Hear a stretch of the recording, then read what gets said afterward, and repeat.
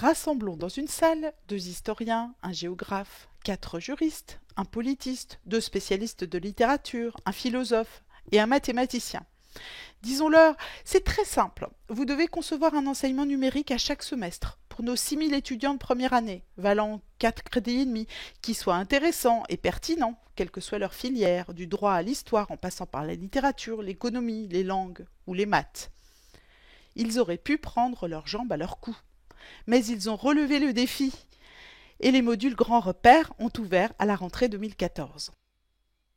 Pourquoi des grands repères? Eh bien, pour se situer en tant qu'étudiant dans une université et comme citoyen du monde. Des grands repères pour apprendre une méthodologie du travail universitaire. Étudier à l'université, c'est savoir rédiger, prouver, argumenter. C'est aussi bien utiliser les bibliothèques. Des grands repères pour acquérir une culture commune.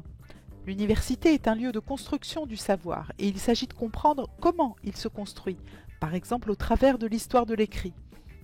Des grands repères pour savoir replacer des concepts dans une perspective historique.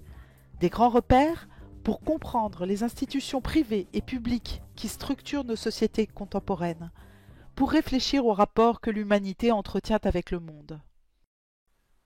Comme dans les MOOC, l'apport et le défi de ces enseignements numériques massifs a été le travail en équipe interdisciplinaire. Ils ont également permis une collaboration d'un type nouveau avec la bibliothèque.